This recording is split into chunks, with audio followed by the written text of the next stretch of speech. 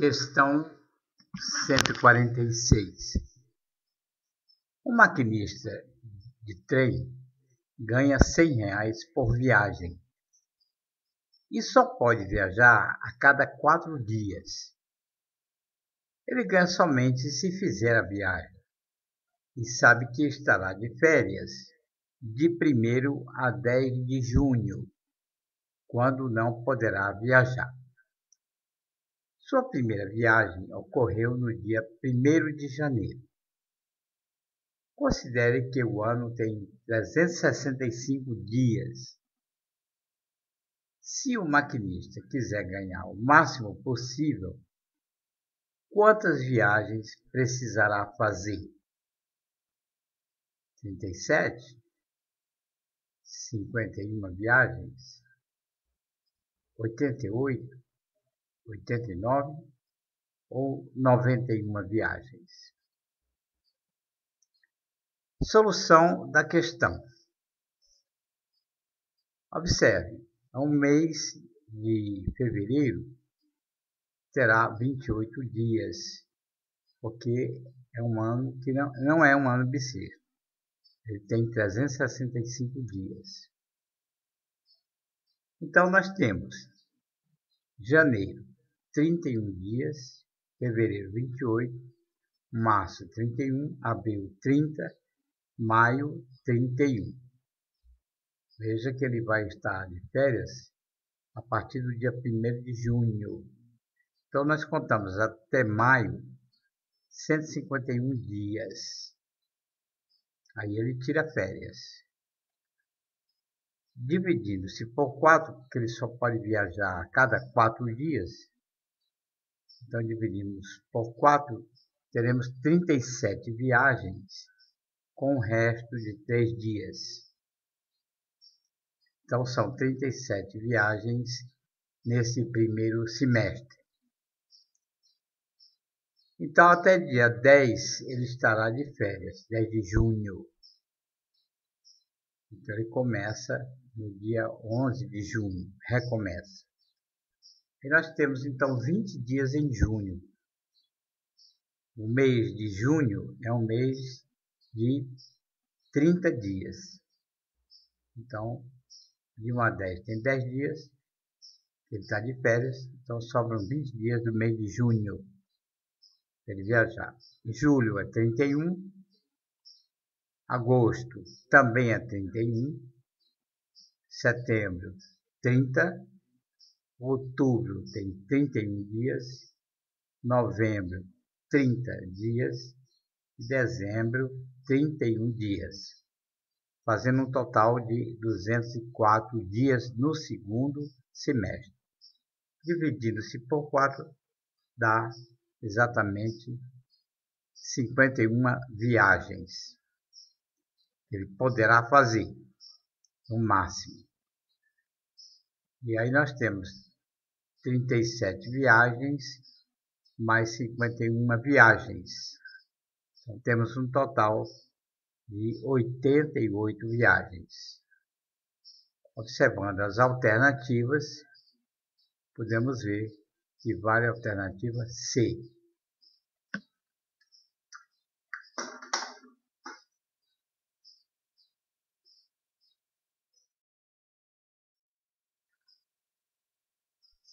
Questão 147. Alguns objetos, durante a sua fabricação, necessitam passar por um processo de resfriamento. Para que isso ocorra, uma fábrica utiliza um tanque de resfriamento, como mostrado na figura. Observe um paralelepípedo retângulo, com um comprimento de 40 centímetros, uma largura de 30 centímetros e uma altura de 25 centímetros. Ele contém água para resfriamento até a altura de 20 centímetros, restando, portanto, uma sobra de 5 centímetros. Você pode até calcular o volume da água que é 40 vezes 30 vezes 20, ou calcular o volume do sólido, que é um paralelepípedo mais fino, que corresponde à parte que não tem líquido, que seria então 40 vezes 30 vezes 5 de altura. Tanto faz uma coisa como outra para resolver a questão. Mas vamos continuar a leitura do enunciado.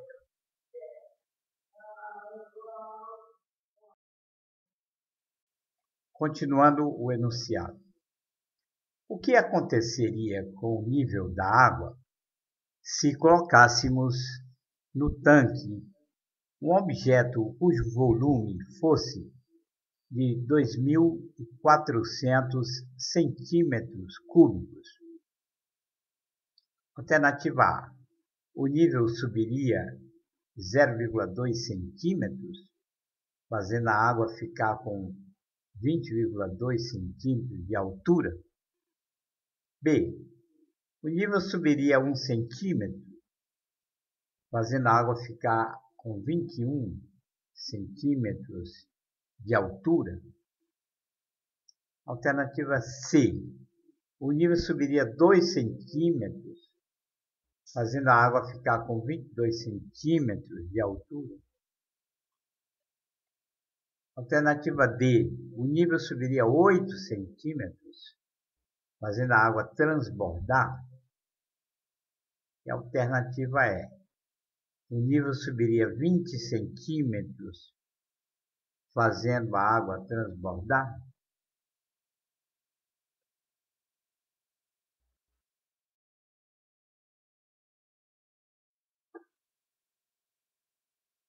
Solução da questão 147. Qualquer que fosse o formato desse objeto, a questão não diz qual é o formato dele. Ele pode ser uma esfera, um objeto irregular, né? Um objeto a ser mergulhado no tanque, e supondo, é claro, que sua densidade seja maior que a da água, senão ele não afundaria, não iria deslocar a água. Então, qualquer que fosse o formato do objeto, não importa, poderíamos considerá-lo ou substituí-lo, né, na forma de um paralelepípedo de mesmo volume que o objeto, é claro. Um paralelepípedo cuja base coincida com a base do tanque. Qual é a base do tanque? 40 por 30. Isso nos facilitaria calcular a altura H desconhecida do nível deslocado pelo tal objeto. Isto é, o que nós estamos fazendo? Substituindo o tal objeto por um outro objeto, então paralelepípedo de altura H. Essa altura H vai ser exatamente a altura deslocada, o nível de água deslocado. A altura H, base igual à base do tanque, 40 por 30. Então, esse objeto teria volume 40 vezes 30 vezes H, comprimento, largura e altura. Esse produto dessas três dimensões daria o volume do tal objeto, que nós sabemos qual é. É 2.400 centímetros cúbicos. Então, qual é o valor de H? Ora, 2.400 centímetros cúbicos é igual a 40 vezes 30 vezes H. Então, a H, como está aí na tela, é igual a 2.400 dividido por 40 vezes 30, o que dá 2 centímetros, é claro. Então, vale a alternativa C. O nível subiria 2 centímetros, fazendo a água ficar com 22 centímetros. A água tem 20, né? 20 centímetros. A altura original da água é o 25 menos o 5, é 20. Então, como ele sobe 2 centímetros, quando você mergulha o tal objeto, então a água ficaria com 22. Vale a alternativa C.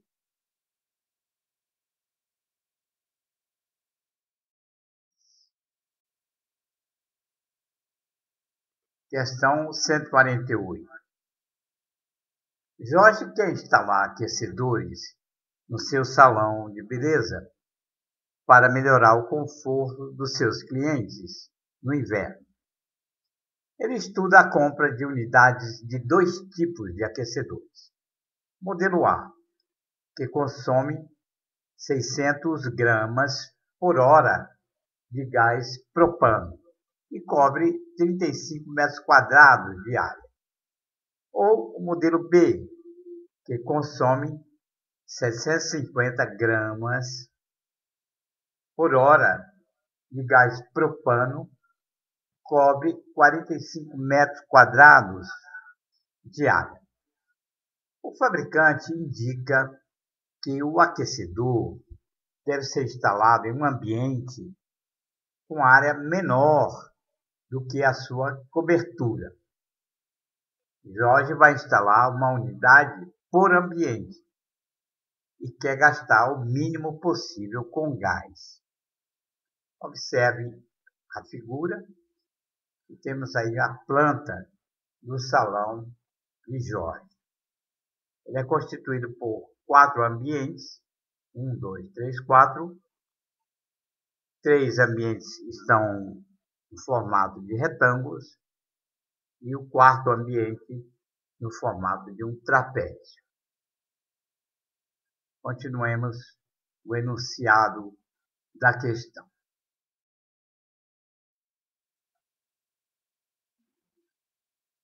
A área do salão, que deve ser climatizada, encontra-se na planta seguinte. Ambientes representados por 3 retângulos e um trapézio. Avaliando-se todas as informações, serão necessários. Alternativa A, quer dizer, necessário para economizar o máximo, de gás. Serão necessários. Alternativa A, 4 unidades do tipo A e nenhuma unidade do tipo B. B, alternativa B, 3 unidades do tipo A e uma unidade do tipo B. 2 unidades do tipo A e 2 unidades do tipo B. Uma unidade do tipo A e 3 unidades do tipo B. Ou, alternativa é, nenhuma unidade do tipo A e 4 unidades do tipo B.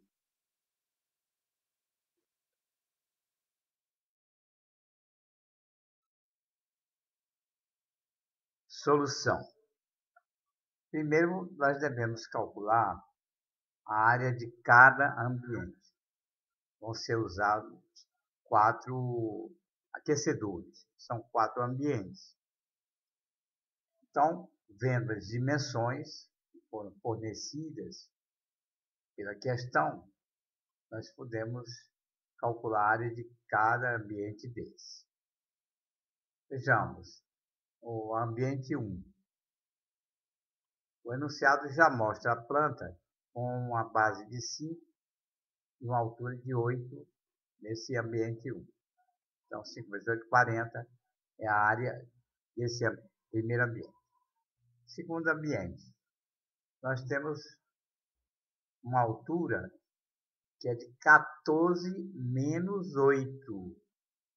14 menos 8. Quer dizer, uma altura de 6. Olhe para a figura do lado direito, onde estão as informações fornecidas pelo enunciado. Então, temos 14 menos 8 é a altura do retângulo 2. A base é 5. Então, 14 menos 8, 6. 6 vezes 5, 30.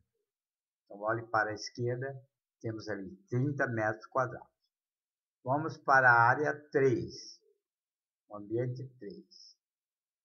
A largura terá que ser 9, veja lá em cima, olhe para a figura da direita, que foi dada pelo enunciado. 9 menos 5. 9 menos 5, 4. Então, esse terceiro ambiente tem uma largura de 4. A altura é 6, né, que é o 14 menos 8. Então, temos aí 6 vezes 4, 24. Finalmente, o trapézio. Ele tem uma altura de 7 metros e duas bases, uma de 6 e uma de 4. A base média é 5. Então, 7 vezes 5, 35. É a área do trapézio. Então, primeiro determinemos as dimensões e depois as áreas dos compartimentos, como mostra o esboço.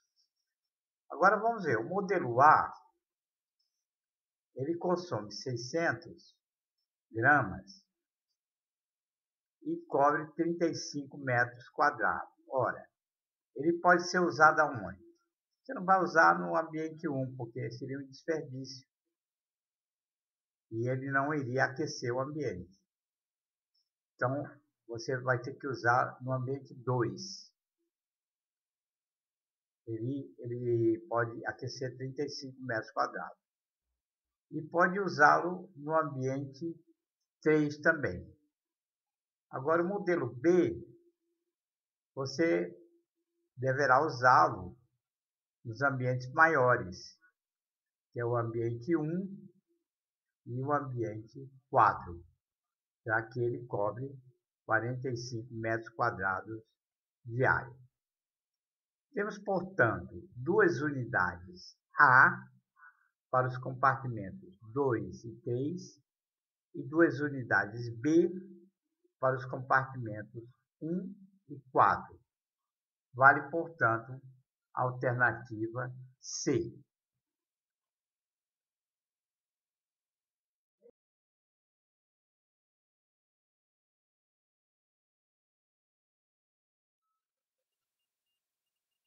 Questão 149. Para decorar a fachada de um edifício, um arquiteto projetou a colocação de vitrais compostos de quadrados de lado medindo 1 metro, conforme a figura a seguir. Nesta figura, os pontos A, B, C e D são pontos médios dos lados do quadrado e os segmentos AP e QC medem 1/4 da medida do lado do quadrado. O lado do quadrado mede 1 metro, então esses segmentos AP e QC medem 25 centímetros cada um, é 1/4 de 1 metro. Para confeccionar um vitral, são usados dois tipos de materiais.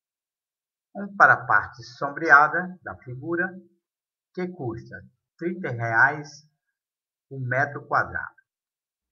E outro para a parte mais clara, são as regiões A, B, P, D, A.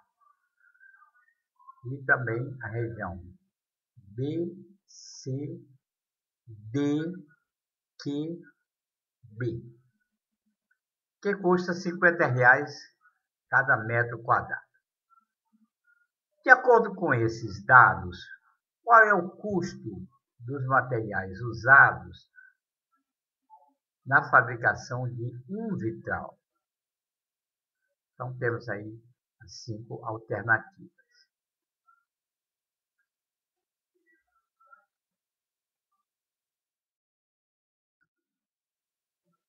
Solução. Trata-se de uma questão de geometria simples, envolvendo cálculo de áreas. Então, o quadrado inteiro tem uma área de 1 metro quadrado. O lado é 1, 1 vezes 1 é 1 metro quadrado. Vamos calcular a área da parte mais clara. Note que a área mais clara é constituída por 4 triângulos obtusângulos de base igual a 1/4, diz o enunciado, igual a 1/4 de metro, quarta parte da base do lado do quadrado. O quadrado mede 1 metro, a quarta parte é 0,25 metros, isto é, 25 centímetros. A altura de cada triângulozinho desse, digamos A, B, P, são 4 triângulos iguais a esse. Qual é a altura? É o segmento que vai de A, é perpendicular à base. A base é AP. Então, a perpendicular é o segmento que vai de A até o vértice que está acima de A, o vértice do quadrado. Então, esse segmento de A até o vértice do quadrado é a metade do lado, metade de 1. Então, é 0,50 centímetros, 0,5 metros, tanto faz. Então, a parte mais clara, tem área de 4 vezes a área de um triângulo desses. E qual é a área desse triângulo? ABP. É base de 0,25 metros, vezes a altura, que é meio metro, 0,5. Isso, a base vezes a altura, dividido por 2. A fórmula da área de um triângulo. É a base do triângulo vezes a altura do triângulo dividido por 2. Fazendo o cálculo, nós temos 0,125 metros quadrados dividido por 2.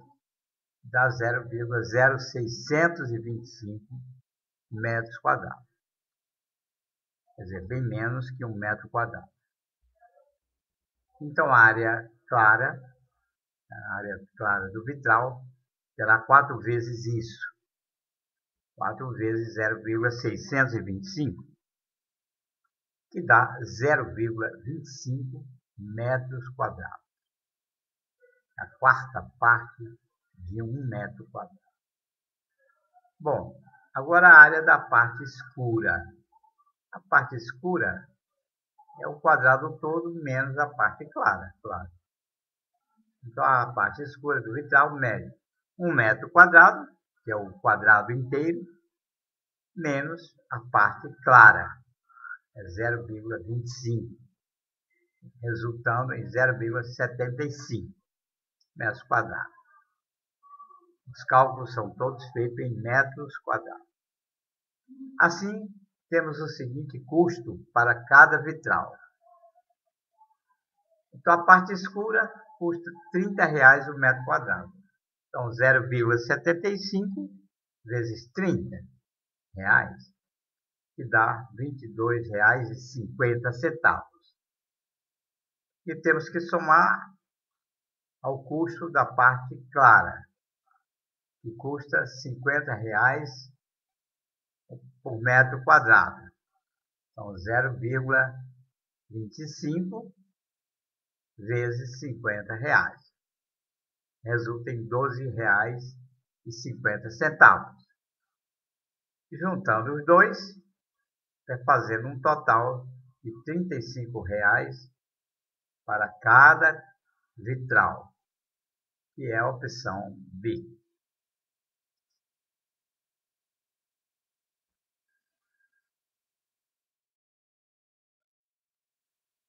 Questão 150. Arthur deseja comprar um terreno de Kleber, que ele oferece as seguintes possibilidades de pagamento. Opção 1. Pagar à vista, por 55 mil. Opção 2. Pagar a prazo, dando uma entrada de 30 mil e mais uma prestação de 26 mil para dali a 6 meses. Alternativa 3. Pagar a prazo, dando uma entrada de 20 mil, mais uma prestação de 20 mil para dali a 6 meses. E outra prestação de 18 mil para dali a 12 meses da data da compra. Opção 4. pagar a prazo, dando uma entrada de 15 mil apenas, e o restante em um ano da data da compra, pagando 39 mil. E, finalmente, a opção 5, pagar a prazo, dali a um ano, o valor de 60 mil.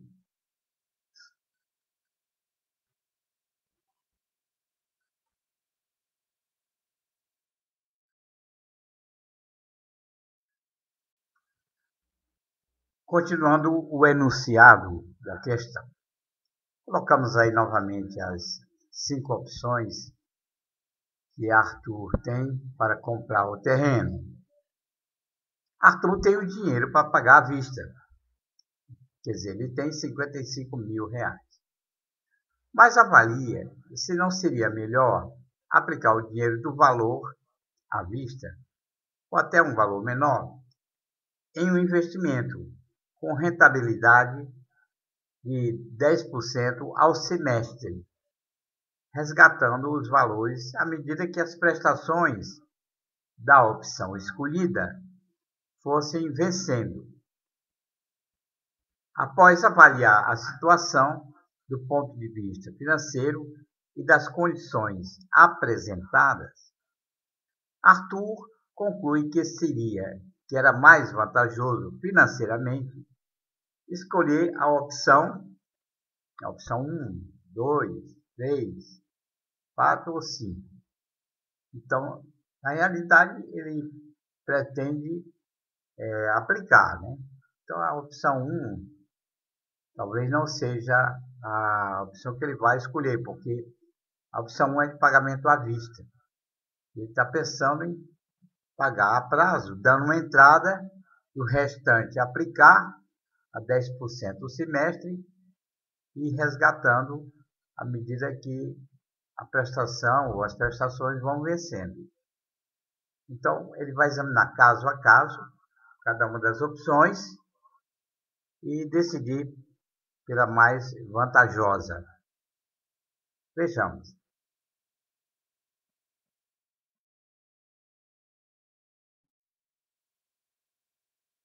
Bom, nós vamos examinar cada uma das opções oferecidas a Arthur na compra do terreno. Você pode fazer anotações de cada opção, fazendo os cálculos, né? Bom, solução. Devemos examinar cada opção separadamente. Opção 1, pagar à vista, por 55 mil. Nesta opção não sobrará nenhum saldo, nem positivo nem negativo. Não haverá ganho. Então, essa é a situação da opção 1. Opção 2, pagar a prazo, dando uma entrada de 30 mil e mais uma prestação de 26, daria 6 meses. Então, um semestre, então ele teria, em vez de 55, ele iria pagar 56 mil.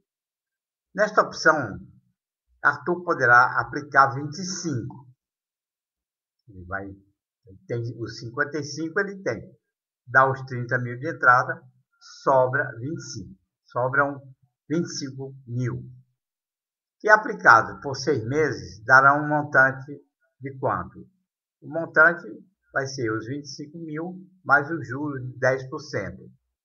É só multiplicar 25 mil por 1,10. 1 é o capital, 0,10 corresponde aos juros. Então, nós temos 27.500 no final do semestre. E aí ele vai, ao pagar os 26 mil restantes, lhe sobrarão 1.500. Então, é melhor do que pagar à vista. Nessa segunda opção.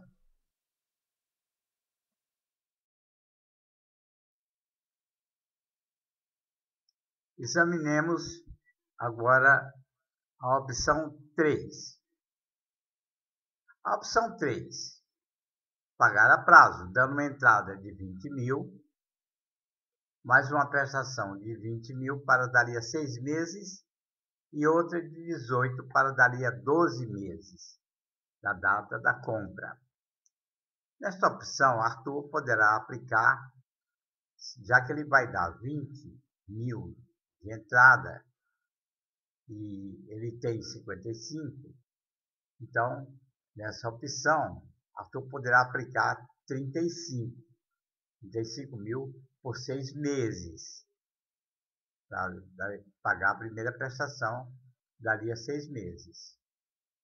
Sobrando-lhe, vamos lá, 35 mil vezes 1,10, que é o que ele vai aplicar. E aí vai tirar, dali a 6 meses, vai tirar 20 mil para pagar a primeira prestação. Então fica 38.500 menos 20 mil, 18.500. Sobram R$18.500 no final desse primeiro semestre. Agora ele tem uma segunda prestação para dali a mais 6 meses. Reaplicando esse resultante por outros 6 meses, aí está 6 semestres, desculpe, por outros 6 meses, por mais um semestre, né? Ele renderá um montante de 18, que é o que sobrou, né? 18.500 vezes 1,10. O montante dará 20.350. E ele terá que pagar quanto na segunda prestação? A outra prestação, 18, né? Então, após a quitação da dívida, Arthur terá os 20.350 por montante da segunda aplicação, menos 18 que ele vai ter que pagar. Sobram-lhe 2.350. Melhorou. Melhor do que a outra opção. Até agora, essa é a melhor opção, pois na primeira nada sobrou. Na segunda, sobraram apenas 1.500 no final da operação. Então, a opção 3, por enquanto, é a melhor opção.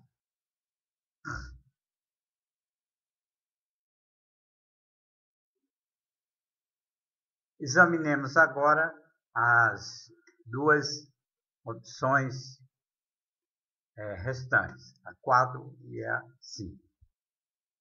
Veja, opção 4. Pagar a prazo dando uma entrada de 15 mil e o restante em um ano da data da compra, pagando 39 mil depois de um ano. No início da operação, Arthur poderá aplicar, vamos ver, 55 mil, que é o que ele tem, e ele vai ter que pagar uma entrada de 15 mil. Então ele fica na mão com 40 mil na mão para aplicar, resultando em 6 meses no montante de, quer dizer, aplicando por 6 meses, que são aplicações semestrais, ele vai pegar esses 40 mil e aplicar a 10%. Então dá 40 mil vezes 1,10. Só para lembrar, 1,10 por quê? Porque para calcular o montante, você tem que somar 40 mil mais 10% de 40 mil. Seria calcular primeiro os 10%, depois somar com os 40 mil. Agora, multiplicando-se 40 mil por 1,10, então você já obtém direto o montante. Multiplica por 1, que é 100% de 40 mil. Na realidade, você está multiplicando por 110%, né, que é o montante. É o capital mais os juros. Então, 40 mil vezes 1,10 dá 44 mil. Isso no final do primeiro semestre. Mas ele não tem dinheiro nenhum para pagar para o amigo Kleber. Ele pode pegar esses 40 mil e reaplicar. E reaplicados por mais 6 meses, por mais um semestre, e renderão novamente 44 mil vezes 1,10. Dá 48.400. Ora, ele tem um compromisso para pagar 39 mil, veja lá em cima, depois de um ano. Então agora ele tem um dinheiro que ele aplicou 2 vezes, né? Como se fosse, são juros acumulados, juros compostos. Então, temos 48.400 de montante. Após pagar o restante da dívida, ou seja, os 39 mil, né? Ele vai ter 48.400 menos 39 mil, que dá 9.400. Essa é a opção mais vantajosa que todas as opções anteriores.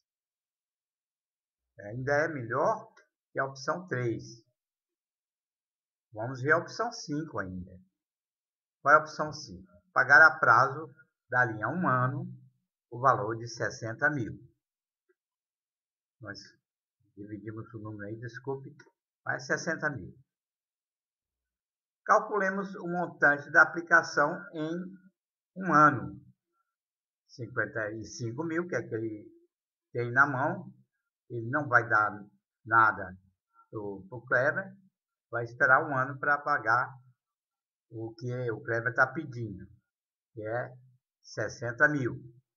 Então, 55 mil vezes 1,10 dá 60.500. Que novamente aplicados, 60.500 vezes 1,10 de novo, dá 66.550. Daí ele vai ter que tirar, nesse final do ano, ele vai ter que tirar os 60 mil para pagar ao Kleber. Então, 66.550 menos 60 mil. Vão lhe sobrar 6.550. Menos do que na opção 4. É melhor do que nas outras opções, mas a opção 4 continua campeã. Então, ele vai escolher naturalmente a opção 4. A opção 4 continua sendo a melhor opção. Marque, portanto, a letra D.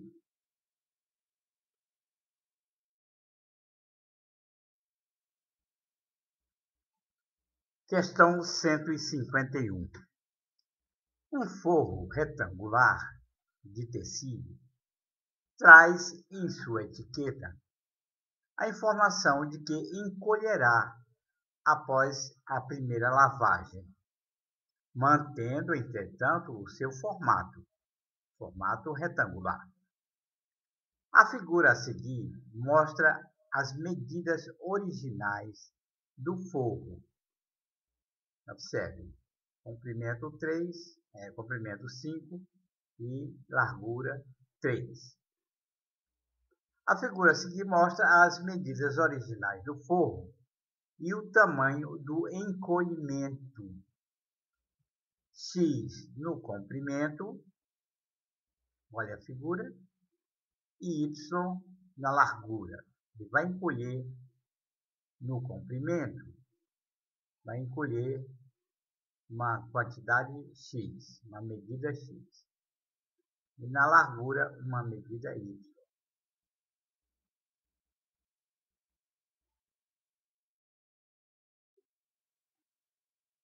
Continuando o enunciado. Novamente temos a figura, o retângulo com suas medidas. A expressão algébrica que representa a área do forro após ser lavado vai diminuir. É 5 menos x, nova largura, né? Desculpe, o novo comprimento, vezes 3 menos y, a nova largura. É claro, essa é a expressão algébrica. Nessas condições, a área perdida do forro após a primeira lavagem será expressa por, quer dizer, qual é a expressão algébrica que representa a área que foi perdida? A área que foi perdida é a área total do fogo, né? 5 vezes 3, 15, né? Menos a área após a lavagem, a nova área que fica, né? Que é 5 menos x vezes 3 menos y. Então, essa é a maneira de resolver a questão. Então, nós vamos obter uma expressão, não vamos obter um valor, que a questão não permite calcular o valor exato do novo forro ou da área perdida, porque x e y são incógnitas e nós não sabemos os valores dessas duas incógnitas. Nessas condições, a área perdida do forro após a primeira lavagem será expressa por. Aí temos as alternativas A, B, C, D e E.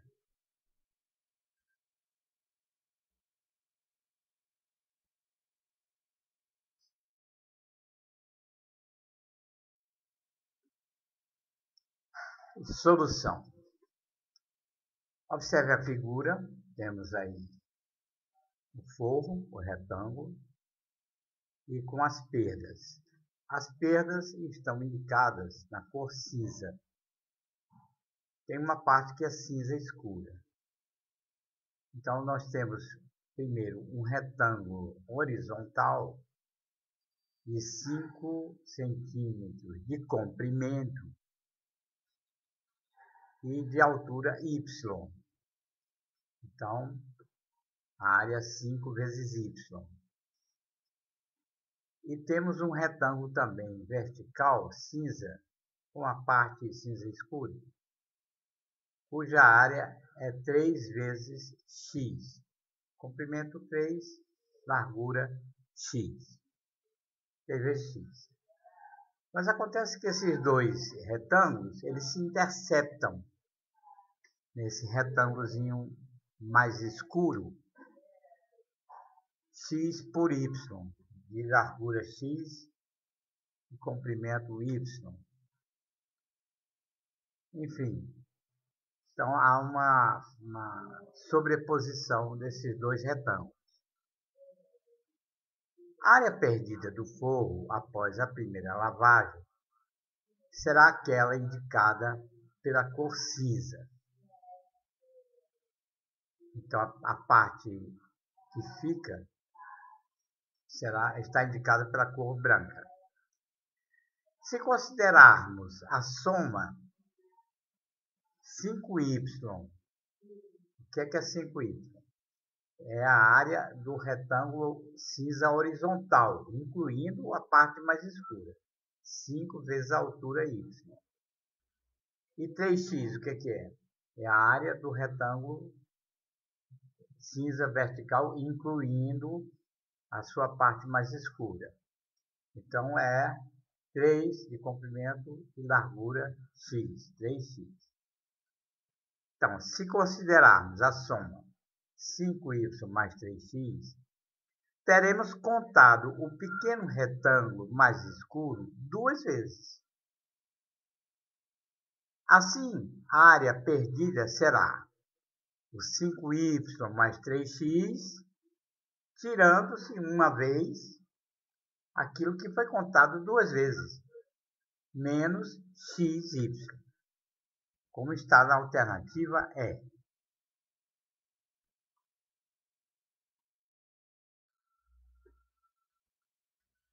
A sigla BTU significa Unidade Térmica de Energia Térmica Britânica. Ela corresponde a 252,2 calorias e que equivale a 1055 joules aproximadamente. A questão trata de aparelhos de ar refrigerado, cuja energia térmica é consumida é calculada em BTU. Questão 152. A capacidade mínima em BTU por hora de um aparelho de ar-condicionado para ambientes sem exposição ao sol pode ser determinada da seguinte forma: 600 BTU por hora por metro quadrado, considerando-se até 2 pessoas no ambiente. Para cada pessoa adicional nesse ambiente, devemos acrescentar 600 BTUs por hora. Acrescentar também mais 600 BTU por hora para cada equipamento eletroeletrônico em funcionamento no ambiente. Será instalado um aparelho de ar-condicionado em uma sala sem exposição ao sol de dimensões 4 por 5, 4 metros por 5 metros, em que permaneçam 4 pessoas e possua um aparelho de televisão em funcionamento. Pode ser a sala de uma residência. A capacidade mínima em BTU por hora desse aparelho de ar-condicionado deve ser... Então, temos aí as 5 alternativas.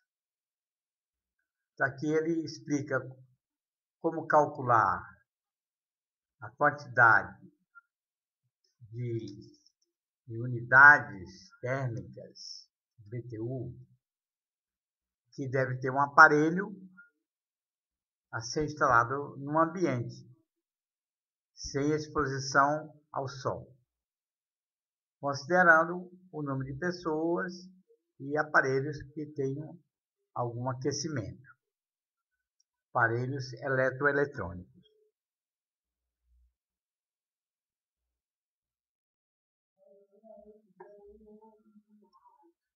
A capacidade mínima em BTU desse aparelho de ar-condicionado deve ser...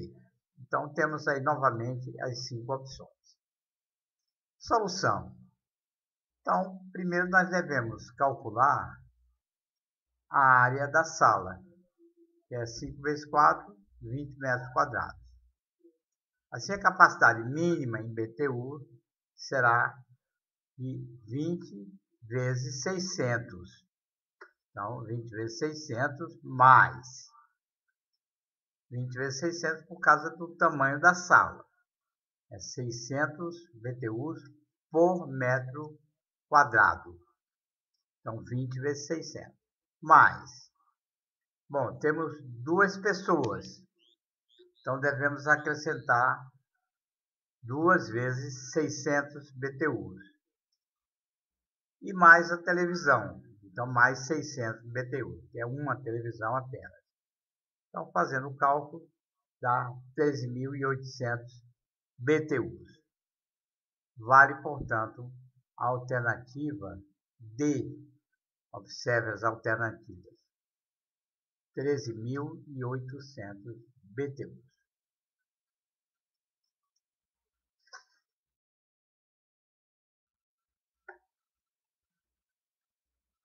Questão 153. A resistência mecânica S de uma viga de madeira em forma de um paralelepípedo retângulo é diretamente proporcional à sua largura B. Quer dizer, quanto mais largo, maior a resistência. E ao quadrado da sua altura D. A altura interfere muito mais. É diretamente proporcional ao quadrado da altura. Quanto mais alta a viga, mais resistente. E inversamente proporcional ao quadrado da distância entre os suportes da viga, que coincide com seu comprimento x, conforme ilustra a figura. Observe a figura. A largura B, a altura D e o comprimento x. Claro, quanto mais comprida a viga, menor a resistência. Quanto mais alta a viga, altura D, mais resistente ela será. Mas também terá que ter uma certa largura. A constante de proporcionalidade K é chamada a resistência da viga, que depende, naturalmente, do coeficiente de resistência da viga. Depende, naturalmente, do material. Pode ser madeira, pode ser um certo concreto, ou um concreto mais forte, ou menos forte. Ele vai depender do tipo de material usado. Pode ser uma viga de aço. A expressão que traduz a resistência S, resistência mecânica, dessa viga de madeira é...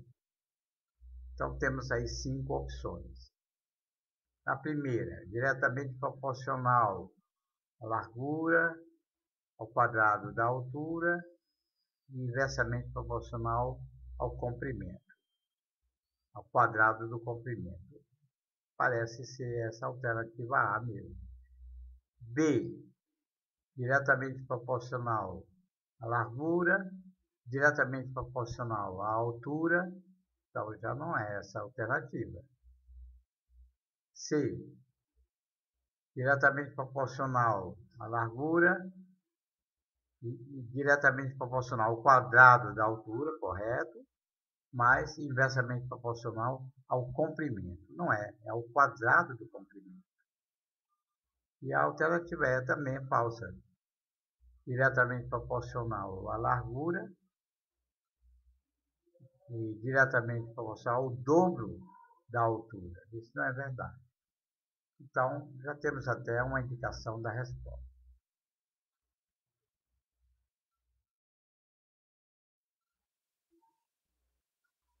Vamos à solução da questão 153. Observe a viga novamente aí e as alternativas A, B, C, D e E. Solução. Considerando K a constante de proporcionalidade própria da madeira, dessa madeira, podemos concluir que a resposta é a alternativa A, pois S é igual diretamente proporcional a B, a largura, diretamente proporcional ao quadrado da altura e inversamente proporcional ao quadrado do comprimento. Então, vale a alternativa A, como já tínhamos dito anteriormente.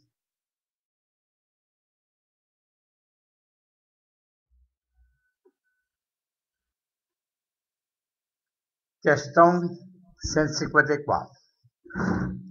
João propôs um desafio a Bruno, seu colega de classe. Ele iria descrever um deslocamento pela pirâmide a seguir, e Bruno deveria desenhar a projeção desse deslocamento no plano da base da pirâmide.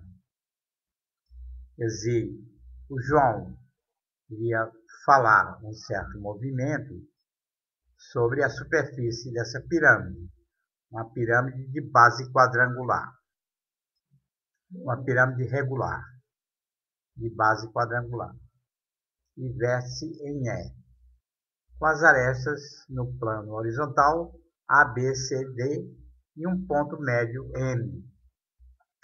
Bom, então Bruno deveria desenhar a projeção desse deslocamento sobre as faces laterais dessa pirâmide no plano da base, quer dizer, a sombra do deslocamento, a projeção do deslocamento no plano da base. O deslocamento descrito por João foi: mova-se pela pirâmide sempre em linha reta, do ponto A Observe o ponto A. Ao ponto E, vértice. A seguir, do ponto E ao ponto M. E depois de M a C. Do ponto M ao ponto C. O desenho que Bruno deve fazer é... Então, temos aí 5 opções. Então, nós devemos imaginar o movimento descrito por João, de A até E, de E até M, de M até C, sobre a superfície da pirâmide.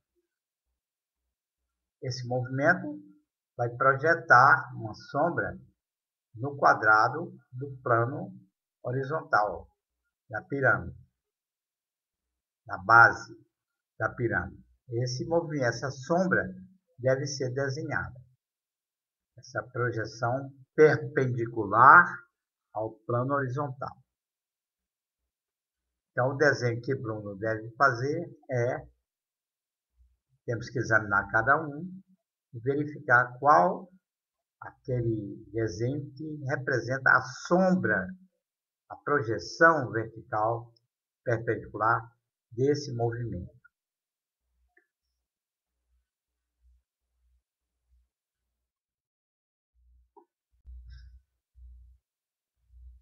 Solução. Mova-se pela pirâmide, diz o enunciado, sempre em linha reta, do ponto A ao ponto E, em seguida de E até o ponto M, e depois de M até a aresta C, ponto médio M, até a aresta C. Bom, a solução. Note o seguinte, nós fizemos o movimento descrito por João em amarelo. Da aresta E A até o vértice E. Do vértice E até o ponto médio M. Do ponto médio M até a aresta C. Em azul, nós colocamos a sombra desse movimento, quer dizer, a projeção ortogonal, projeção perpendicular sobre o plano da base. Então, nós temos aí, em azul, essa sombra.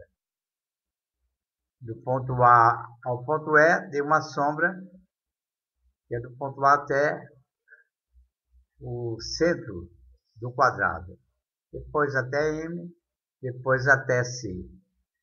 Acontece que de M até C, o movimento coincide com a sua própria projeção, porque o movimento se dá no plano da base, de M até C. Então, coincide o amarelo com o azul. Então, veja a figura ao lado. Essa é a resposta, a alternativa correta. Quer dizer, olhando só o plano da base da pirâmide e a sombra em azul. Então, nós temos essa figura de A até o centro do quadrado, do centro do quadrado até M, e de M, do ponto médio M, até a aresta C. Então, a alternativa é a alternativa C. Vale a alternativa C.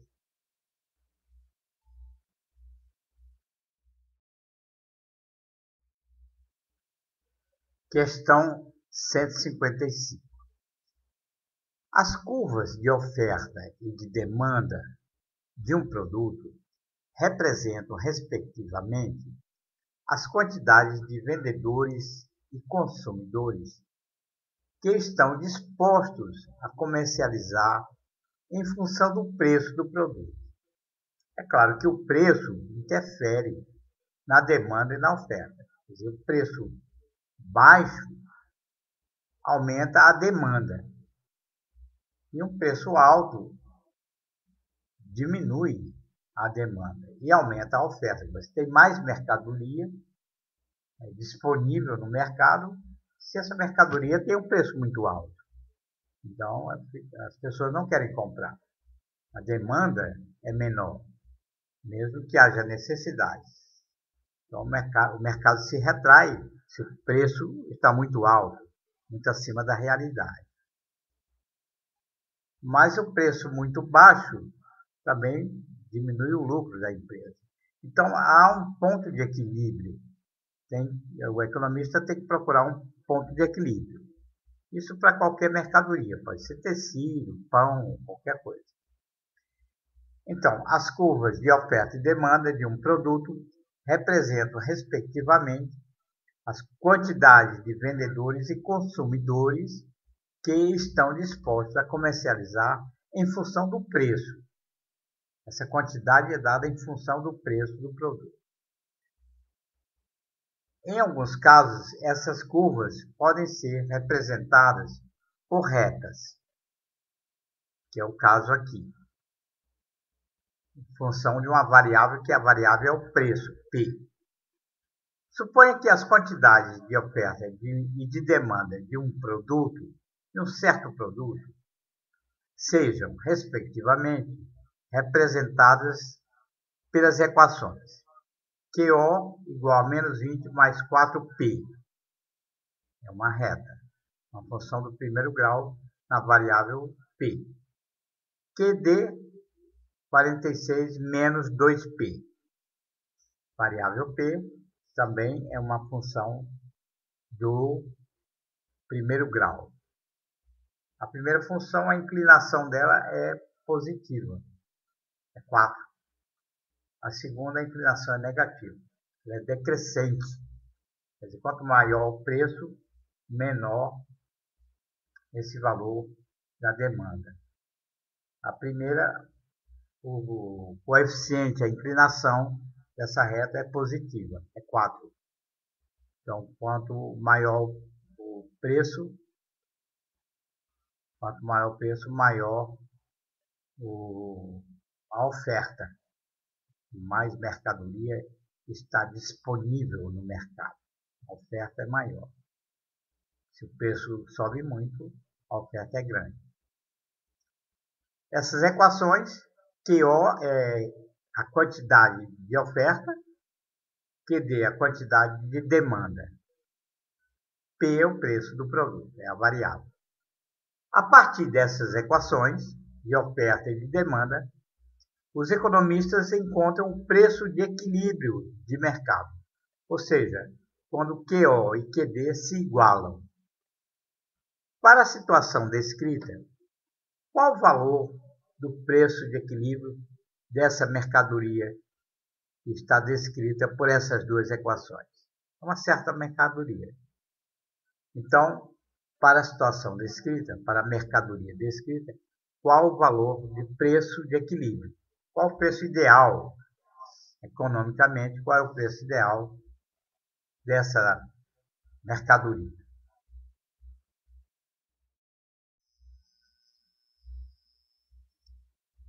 Solução da questão. Então, nós temos as duas funções, a oferta e a demanda.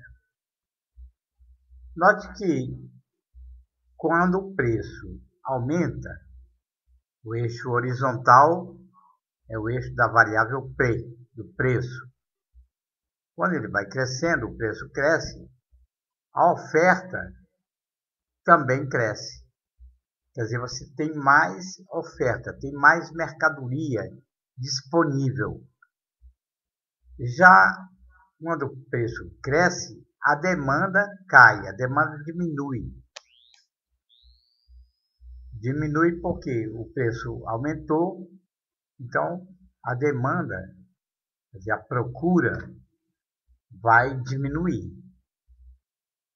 Então você veja que uma função tem o coeficiente angular positivo, ela é crescente. Ela cresce com o preço. A oferta cresce com o preço. A demanda diminui com o preço, ela é decrescente. Mas há um ponto em que é o ponto de equilíbrio, está indicado em amarelo. É quando elas se igualam. Quando o preço é zero, quer dizer, a mercadoria seria gratuita, você tem, então, uma demanda máxima de 46. a demanda sempre tem um máximo também. Quer dizer, você não tem uma demanda muito grande para certos produtos, né? A demanda tem um limite.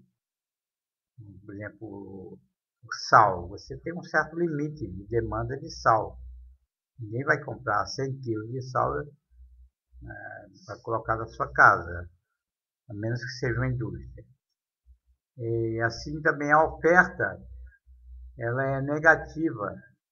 Quando o preço é zero, ninguém coloca nada para vender. Não tem mercadoria. Seria a deflação completa, né?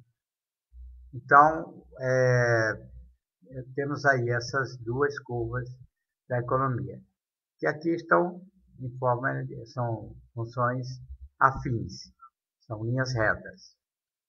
Igualando-se as duas equações, teremos menos 20 mais 4p igual a 46 menos 2p. Isso implica que 6p igual a 46 mais, que é igual a 66. Assim, p igual a 11. 66 dividido por 6.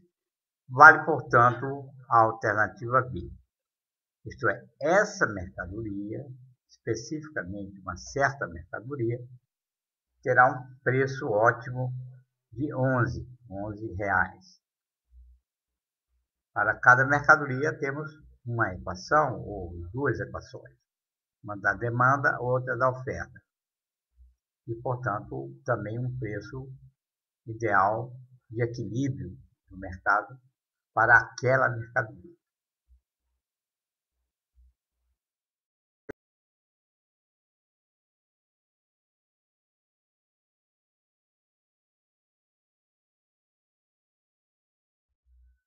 Esperamos que você tenha gostado dessa aula, desse vídeo, e que lhe tenha sido útil. Não deixe de consultar sempre seus livros, de estudar os seus livros e os professores. O contato direto é a melhor forma de se estudar. A videoaula, outros recursos, eles apenas são recursos complementares. Nós não pretendemos substituir a importância do livro nos seus estudos. Então, alertamos você para a necessidade de fazer exercícios e ir aos livros. E dê um like se gostou da nossa pequena aula, dê um like e assine o nosso canal. Você poderá encontrar também nossas aulas no nosso Facebook, Francisco Roberto Vieira. Muito obrigado.